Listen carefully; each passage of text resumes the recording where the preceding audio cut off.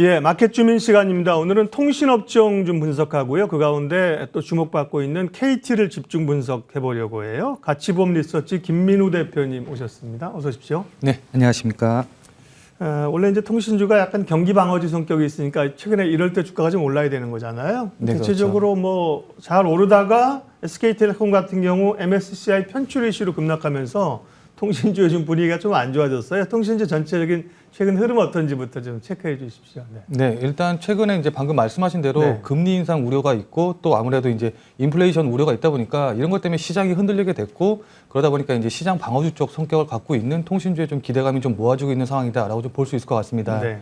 일단 뭐 SK텔레콤 같은 경우 이제 방금 말씀하신 개별적인 이슈가 있긴 합니다만은 네. 그 부분은 그렇게 크게 그러니까 주가 추세 방향에 영향을 줄 것으로 보이지는 않고 일단 좀 더 우리가 지켜봐야 되는 거는 실적에 대한 기대감. 그러니까 그간 5G 가입자 유치를 위해서 각사가 이제 치열하게 경쟁을 했던 이 출혈 경쟁이 어느 정도 이제 마무리가 되고 이 마케팅 비용이 안정화되고 있기 때문에 이런 부분에 오히려 더 실장이 더 관심을 가질 것이라고 보고 있거든요. 그래서 이쪽에 좀 집중을 해서 보시면 좋을 것 같고 그리고 특히 이제 오늘 말씀드릴 KT 같은 경우에는 아무래도 이제 비통신 부분 쪽으로 여러 가지 이제 포트폴리오를 넓혀가고 있는데 이게 시장에서 굉장히 좋은 관심을 갖고 있고 또 호재 요인으로 작용을 하고 있기 때문에 이 부분에 주목을 하신다고 하시면 큰 무리 없으실 것 같습니다. 네, 통신 3사 가운데서는 뭐 KT가 가장 좀 견고해 보입니다. SK텔레콤 말씀하신 수급 이슈가 있고요. LG우프스는 뭐 덩달아서 좀 빠지는 분위기인데 KT를 그럼 집중적으로 분석해 볼게요. KT는 이제 지금 말하는 우리가 경기 방어주이면서도 뭔가 새 대표 체제에서 성장을 구가하는 그런 기업인데요. 가장 주목받는 게 디지코 서비스라는 겁니다. 이게 어떤 건지요?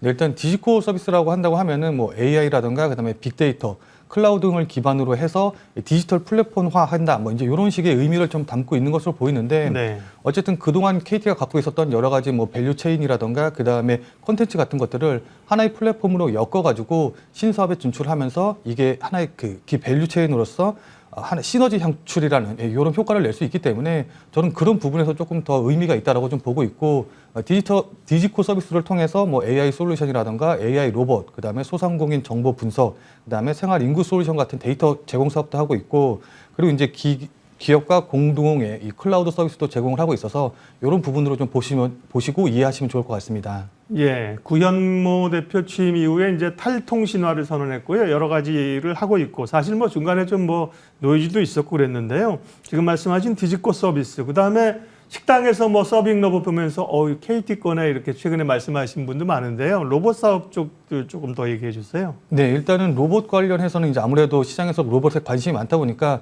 이 KT의 로봇 사업에도 좀 관심이 많은 것으로 보이는데 일단 로봇이라고 하면은 이제 방금 말씀하셨던 서비스 로봇 이전에는 산업용 로봇이라고 해서 이제 공장이나 이런 데서 로봇 파일 같은 것들을 많이 생각하셨을 텐데 네. 최근에는 서비스 로봇이 우리 생활에 굉장히 많이 침투해 있습니다. 방금 말씀하신 대로 이제 서빙을 하면서 음식물을 날라주고 또 이제 회수해가는 그런 로봇도 있지만은 방역을 담당하는 로봇이라던가 그다음에 호텔에서 이제 객실을 안내하는 로봇 그리고 이제 그 독거 노인들을 위한 AI 케어 로봇 뭐 이런 쪽으로 해가지고 시장이 계속적으로 이제 확대가 되는 분위기로 보이고 있습니다. 그러다 보니까 세계에서 이 전 세계 서비스 로봇 시장 규모가 계속적으로 성장해서 2017년도를 기준으로 했었을 때 연평균 약 28% 성장을 해가지고 2025년에는 1,593억 달러 그러니까 우리나라 돈으로 약 186조 원이라는 시장 규모로 성장할 것으로 좀 전망이 되고 있고 특히 이제 국내 서비스 로봇 같은 경우에도 2025년에는 이 판매 대수가 약 23만 대 정도고 그다음에 전체 시장 규모가 약 2조 8천억 원 정도에 이를 것이라고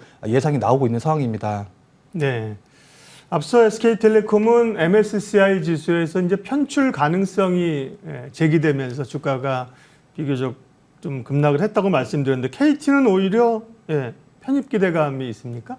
네, 일단은 MSCI 같은 경우에는 외국인 보유 한도에 근접한 종목들 같은 경우에는 외국인 보유 지분율이라든가 그다음에 보유 한도 대비 마진, 그다음에 마진의 변화율 뭐 이런 것들을 이제 종합적으로 고려해서 편입 비중을 좀 조정을 하는데 네. 통신주 같은 경우에는 다들 잘 아시다시피 아무래도 이제 기간 산업이다 보니까 외국인들의 보유 한도 비중이 약 49%로 정해져 있는 상황입니다.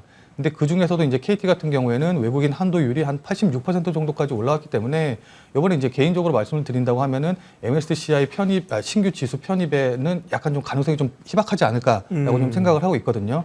이제 근데 그럼에도 불구하고 주가에는 저는 개인적으로 그렇게 크게 영향을 미치지 않는다라고 좀 생각을 하고 있는데 그 이유는 아무래도 이제 지금까지 상승을 한 게 MSCI 지수에 편입된다는 이슈만으로 인해서 상승했다기보다는 앞서 말씀드린 대로 실적에 대한 기대감 그리고 여러 가지 이제 다변화시키고 있는 포트폴리오에 대한 기대감이 더 많이 반영됐다고 생각을 하고 있기 때문입니다. 네. 보통은 MSCI 들고 나는 게 뭐 시가총액이나 유동성 이런 기준인데 통신주는 말씀하신 아직도 외국인의 지분 제한이 있는 기간 산업이기 때문에 그건 좀 특수성이 있군요. 네. KT가 또 이제 신사업과 함께 지배구조 논의를 계속 지금 이어가고 있어요. 개편하고 있어서 어떻게 흘러가고 있는 건지 또 어떤 의미가 있는지 좀 봐주세요. 네, 일단은 이번 주총에서도 얘기가 나오기는 했는데 KT 자체적으로는 이 지배구조 개선에 대한 의지는 강력한 것으로 보입니다. 자, 근데 이제 아무래도 KT 아래 자회사로 BC카드가 있기 때문에 이 금산분리 때문에 순수한 지주사로 전환하기는 좀 쉽지는 않을 것으로 보여요. 그러다 보니까 아무래도 사업 지주회사 성격의 이 지주사, 그러니까 비슷한 형태로 이제 그런 형태로 갈 것으로 보이는데 이렇게 된다고 하면은 KT가 어쨌든 이 지주사 역할을 하면서 밑에 유선, 무선 통신 부분이라던가 그다음에 금융, 그다음에 미디어 콘텐츠 부분으로 이렇게 해가지고 각 사업 부분을 이렇게 아우르는 형태로 좀 진행이 되지 않을까라고 생각을 하고 있습니다. 네. 포스코가 이제 홀딩스로 지주사 전환하고 남아있고 사업회사는 비상장으로 이제 갔는데요. KT도 결국 이제 지주사 형태로 이제 가겠다는 사업 지주사 형태인데 그러면 KT는 본업을 가지고 사업 지주사로 가지고 있고 KT도 여러 그 계열이 있습니다. 그쪽은 이제 떼서 분할 상장을 하는 그런 구도인가요? 그러면서 이제 물적 분할에 대한 또 우려들도 좀 있던데요. 네, 일단 아무래도 요래 같은 경우에 이제 주총에서 나왔듯이 K뱅크 같은 경우 이제 상장에 대한 기대감 뭐 이런 것도 이제 얘기를 하긴 했었었는데 일단은 그 예전에 이제 LG화학과 LG에너지솔루션의 분할로 인해서 이 물적 분할이라고 한다고 하면 굉장히 안 좋은 걸로 좀 시장에 인식이 되어 있어요. 개인 투자자 분들에게 특히나 더요. 근데 저 같은 경우, 근데 이 KT 같은 경우에는 이 물적 분할이 그렇게 나쁘게만 보지는 않아도 된다라고 생각을 하는 게 뭐냐면은 일단 KT 같은 경우에는 자회사만 하더라도 한 48개 정도를 가지고 있습니다. 그러다 보니까 이 굉장히 방대한 조직이라서 업무 영역 중에서 조금 겹치는 부분들도 있는 것으로 알고 있고 그리고 이제 의사 결정 과정이라던가 이런 것들이 굉장히 좀 빠르지 못하게 진행이 된다고 해요. 그러다 보니까 이 방만한 경영에 대한 이야기들도 예전부터 이제 계속적으로 좀 나왔기 때문에 요번에 이제 물적 분할을 통해서 각 사업 부분이라든가 각 조직을 이제 통폐합을 진행을 한다고 하면은 이 부분에서 오히려 생산성이 더 높아질 수 있다라고 좀 생각을 하고 있고 그리고 통신업 같은 경우에는 아무래도 이제 대표적인 규제 산업이다 보니까는 통신 이외의 신산업에서 만약에 이익이 굉장히 많이 나게 된다라고 한다고 하면은 이게 또 규제의 빌미로 작용할 수 있는 여지가 있거든요. 그러다 보니까 이런 측면에서 좀 대비한다라고 봤었을 때는 물적 분할을 하는 걸 그렇게 무조건 나쁘게만 볼 필요는 없다라고 생각을 하고 있습니다. 네. LG엔솔은 과했죠. 왜냐하면 기존의 주주들이 LG화학 투자할 때 그거 보고 들어간 건데 그거를 뚝 떼버리니까 아무런 권리를 주지 않고요. 이제 그 방식으로 못하는 거고요. 다들 뭔가 좀 느낌은 다르다고 말씀하셨습니다. 잠깐 언급하셨는데 그 새 정부가 출범하면 어느 정부든 간에 사실은 물가 안정이나 서민 생활 때문에 가장 고려하는 게 또 통신비 인하예요. 통신비 인하 압박을 내리는데 지금 이제 인수위도 그런 얘기들이 좀 있습니다. 그런 것들은 통신주에는 부정적인 영향이네요. 네, 일단은 단기적으로 봤었을 때는 좀 부정적인 영향을 끼칠 수 있기는 하죠. 근데 요번에 이제 인수위에서 나온 얘기가 기본 요금을 깎는다. 그러니까 기존 정부들 같은 경우에는 뭐 기본료를 깎는다던가 아니면 할인율을 높인다던가 이런 식으로 해가지고 요금 자체를 좀 줄이는 방향으로 했었었는데 이번 인수위에서 나온 얘기 같은 경우에는 5G 중저가 요금제를 신설을 한다는 거거든요. 그래서 요번에 이제 5G 중저가 요금제가 신설이 된다고 하면은 물론 단기적으로 봤었을 때는 가입자당 평균 매출이 좀 줄어드는 효과가 있기 때문에 이게 실적에서는 좀 안 좋게 반영이 될 수도 있기는 합니다만은 그동안 생각해보면 오히려 이 5G 요금제들이 너무 비싸가지고 4G에서 5G로 넘어가지 못하시는 분들도 많이 계셨거든요. 그렇죠. 그래서 이번 기회에 중저가 요금제가 나온다고 하면은 이 5G로 이제 경험을 해보기 위해서 좀 신규 가입하시는 분들도 많을 것으로 보이기 때문에 장기적으로 봤었을 때는 요금제에서 그렇게 큰 영향을 주지는 않을 것이라고 좀 생각을 하고 있습니다. 그리고 뭐 요것 같은 경우 이제 각 3사마다 아무래도 이제 좀 반영되는 비율이 조금 다를 것 같기는 한데 2021년 기준으로 봤었을 때 이 전체 연결 대비 매출 중에서 이 무선 사업 비중이 차지하는 비중이 SK텔레콤 같은 경우는 한 64% 정도가 됐고 KT 같은 경우는 32%, 그다음에 LG U+는 한 56% 정도를 차지하고 있었기 때문에 이번 요금제에 어쨌든 영향을 가장 덜 받는 것도 KT가 될 것으로 보입니다. 네. 대표님은 5G인가요? 요금이? 저는 핸드폰 2개 쓰고 있는데 네. 5G 하나랑 LTE 하나 쓰고 있습니다. 테스트를 해보시는 건데 아까 이제 말씀하신 것처럼 기기 바꾸게 되면 5G로 가면 요금이 오르니까 바꾸기를 꺼리는 거 말씀하셔서 그 일인이 또 저 아닙니까? 네, 다들 웬만하면 쓰자 그죠? 요금 네네. 올라갈 텐데 그런 건데요. 오히려 중저가 요금제가 나오면 선택의 여지가 좀 생기는군요. 실적을 좀 체크를 해봐야겠습니다. KT 실적은 어떤지요? 네. 네, 일단은 1분기 실적 같은 경우에는 5월 12일 날 발표가 이제 예정이 되어 있는데 네. 연결 매출 기준으로 봤었을 때 6조 4천억 원, 그다음에 영업이익 5,300억 원 정도가 예상이 되고 있고 별도로 봤었을 때는 4조 7천억 원 정도 매출, 그다음에 영업이익이 4,300억 원 정도로 예상이 되고 있습니다.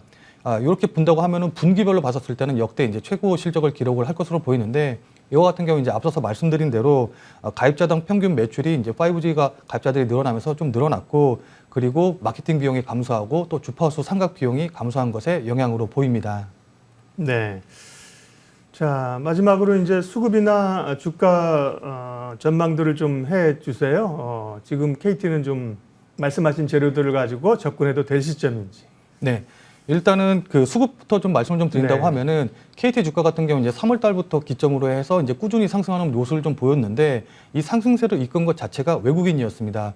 그리고 나서 이제 최근 그러니까 4월 달 들어서 기관들도 좀 매수가 들어오고 있는데 어쨌든 3월 1일부터 해서 전일까지의 이 외국인 수급 매수 현황을 좀 살펴보면은 외국인들이 대략 한 2,100억 원 정도를 순매수를 진행을 했거든요. 근데 같은 기간 동안에 코스피 지수에서 외국인들이 매도했던 규모를 좀 생각을 해본다고 한다면은 결코 이렇게 적게 들어온 건 아니라고 생각이 듭니다. 그러다 보니까 일단은 수급적인 측면에서도 좀 상당히 양호하다라고 좀 볼 수 있을 것 같고 그리고 최근 주가 움직임을 본다고 하면은 신고가 갱신한 이후에 옆으로 좀 횡보하는 움직임 좀 보이고 있는데 저는 이건 신고가 갱신한 이후에 충분히 나올 수 있는 물량 소화의 과정이라고 보고 있고 또 방금 말씀드린 실적 상승 그다음에 뭐 배당 매력 증가 그리고 거기다가 지배구조 개선과 또 자회사 상장에 따른 본주의 재평가 뭐 이런 것들을 좀 기대해 본다고 하면은 지금 자리에서도 충분히 추가적으로 상승할 수 있다고 보고 있기 때문에 좀 장기적인 관점에서 접근하시는 분들이라고 한다고 하면은 KT 관심 갖고 좀 지켜보시는 게 좋을 것 같습니다. 예, 마켓 주민 오늘은 통신업종 가운데서요. 통신업종 가운데 가장 주목받고 있는 기업이 KT라니까요. 최근에 KT의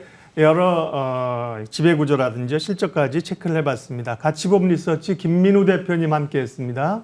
고맙습니다. 네, 감사합니다.